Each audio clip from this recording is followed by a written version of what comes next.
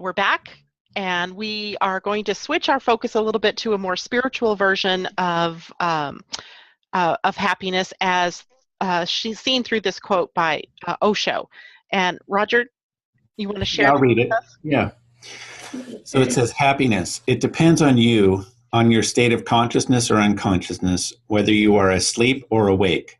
Happiness will depend on where you are in your consciousness. If you're asleep, then pleasure is happiness. Pleasure means sensation, trying to achieve something through the body, which is not possible to achieve through the body, forcing the body to achieve something it's not capable of.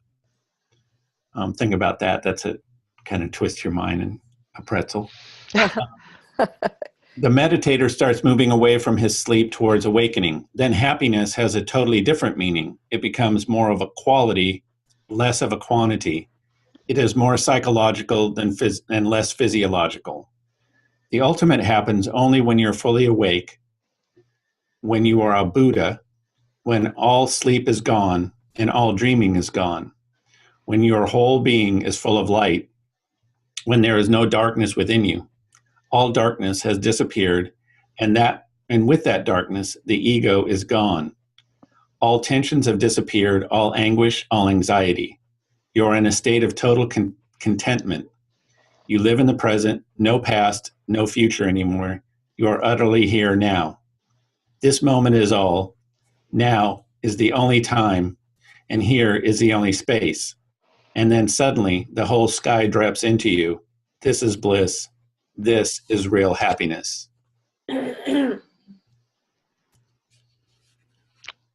And since neither one of you are experts on happiness, I'd like you to get your thoughts on what on that quote in Rhonda. Yeah, as you read it, it takes me back to when I was 17, I had a near-death experience. And as you read that description of that was the experience. It was, as Laura talks about, the absence of. I went from turbulence and chaos and being sucked and pulled around and striving and reaching and all, where finally came this moment of surrender.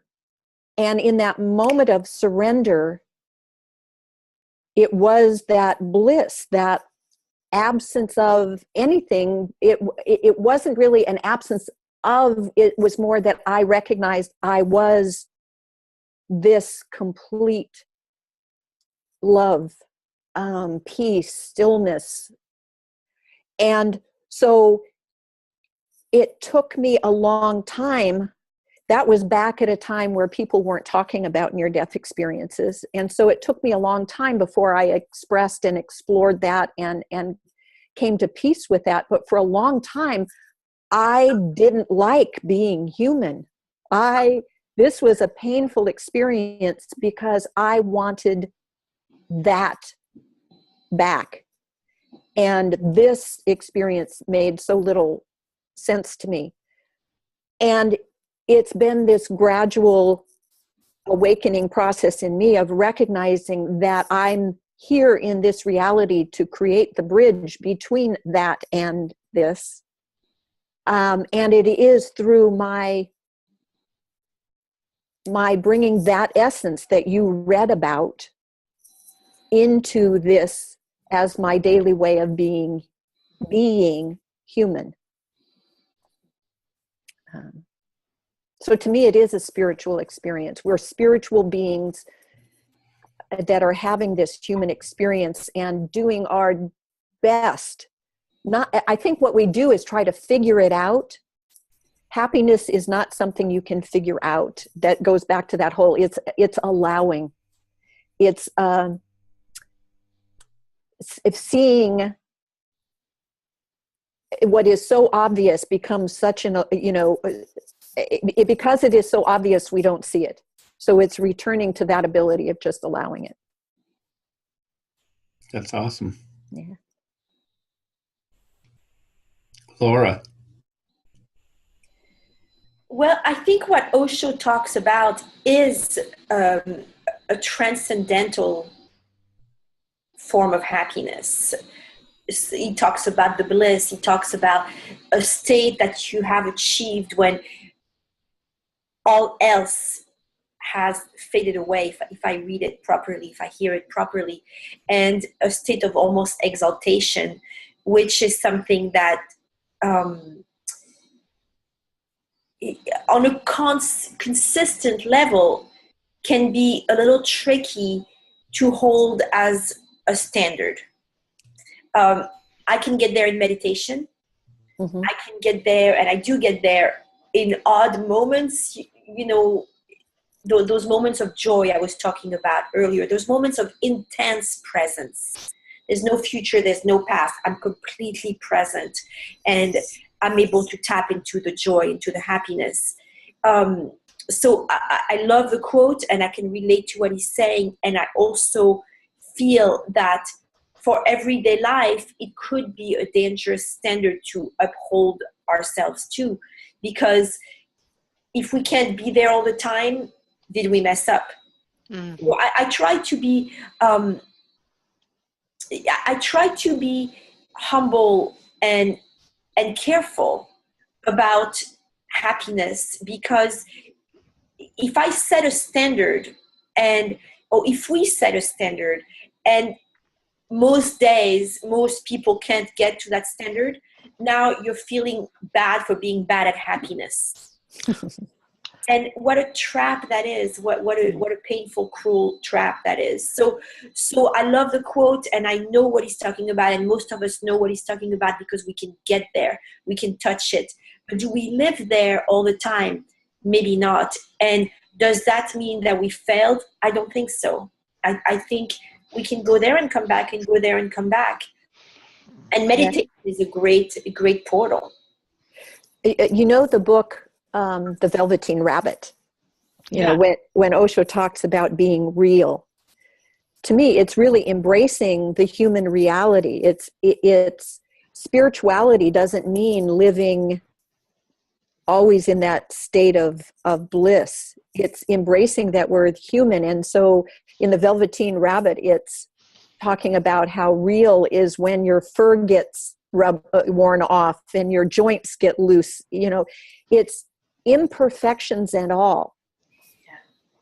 It's knowing that the imperfections are perfectly imperfect, and letting it be that process, that we live it through time and space, but with some sense that time and space really don't exist. So it is about, just like I said, being the best drop of water in that lake that you possibly can be, knowing your insignificance, because there are bazillions and bazillions of other drops of water, and at the same time knowing that without you, you are the lake. So it's just being real. Very good. Very good. Great conversation, ladies. We're coming to the close of our interview today. But before we go, I would love for each of you to take a turn and tell the listeners more about you, how they can find out what you're up to, and then, you know, any last thoughts that you might have, or closing tips on how to find happiness in their lives, or how to be happiness in their lives. Rhonda, why don't you start?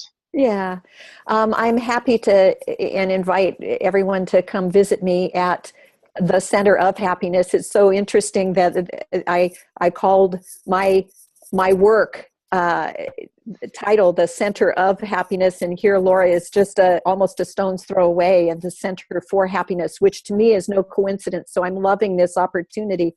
The Northwest apparently is supposed to be that. The center of the world. Yeah. So you can visit me at centerofhappiness.com or Rhonda Hull, RHONDAHULL.com, to learn more about my work. And my primary focus right now is just doing mentor coaching for predominantly women, but really for anyone who really wants to focus on expanding their way of finding happiness regardless of their circumstances. And, I think that, my closing words are that we are perfectly imperfect, and that it really is this journey of being curious and allowing happiness, allowing yourself to see happiness even in the most unlikely circumstances. Perfect. Thank you. Yeah, I'm grateful. And how about you, Laura? I love that, Rhonda. Well, you can find me several places. One of them is on my website, lauraLavigne.com. You can also find me at the Anacortes Center for Happiness.org. You can check out the Happiness Sprinkling Project.org and maybe hold a sprinkling. You can come visit me at the center, which is an actual place, beautiful 1,100 square foot ballroom. It is beautiful. Really an amazing place. We have women's group there. We have all kinds of things. So you can come visit me there. On my website, you'll find a free 12-day happiness crash course. So you can subscribe to that. It's 12 days when I will come into your email, and some are videos and some are written. 12 tips to happiness. And, many things. I have many things going on that you can play with me on. As parting words, I would say, maybe today, think of 3 things that don't work for you. They can be little things. They could be, that vase that you've had on your table for 12 years and really does nothing for you. Or it could be as a book club you've been going to for 10 years and there's no joy in it. So I would suggest you look for 3 things that just are no longer a match, without judging them, without having to explain them, and release them, let them go. That would be a really good step. Just, small, tiny steps can make enormous ripples. Mm-hmm. Yep. So not to wait until you've lost 10 pounds or you've made money or you have the time. Do it now. Do it now. Do it backwards. Do what feels right now so that the rest can line up around that. It's like waving a big flag to the universe and you go, yeah, me, I'm ready. So do the small stuff. Go get rid of 3 things. Go release them and come visit me if you'd like. I would love that. And both of you have books out. We should mention that really quickly. I know you don't have the book sitting there with you, but you said, Laura, it's called You Sprinkle Happiness. Is it out already? I have 4 books out, actually. 2 are a collection of stories, Pink Hair and Chocolate Cookies. The other one is Petites Histoires. Then I have a really wonderful gratitude journal, 90-day gratitude journal. And then the latest baby is, and I sure wish I had it here, but I don't. It's going to come out next week, and it's called You Sprinkle Happiness. And it's a children's book. And I'm going to do a book release celebration party on December 3rd. At the Anacortes Center for Happiness. So you're welcome to come. And it's all about the superpower we have. The superpower to go make someone's day. Very, very little needed. Very little effort on our part. An enormous effect. And where can people get the book when it comes out?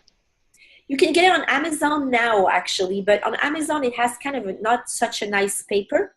But it's available now. If you order it from me on my site or come get it at the center, I will ship it to you. This will have a nice shiny paper, and I will throw in a few sprinkling cards in there so that you can start sprinkling happiness right away.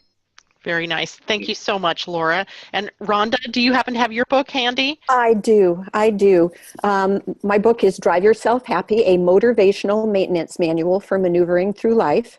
I love it. It looks like the manual for the state of Washington, when you learn to drive. Yeah.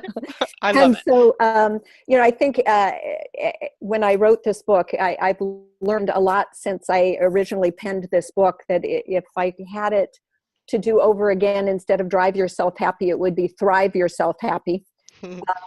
But Drive Yourself Happy, which also is available by Amazon or on my website. And then what I'm most proud about right now is a piece of my writing was included in Wayne Dyer's final book that he did with his assistant, Dee Garnes, about children's memories of heaven. And I just feel incredibly fortunate that that piece was included in his final book, and that I had the opportunity last June to attend a writer's workshop with him in Maui. So he's always just been a role model.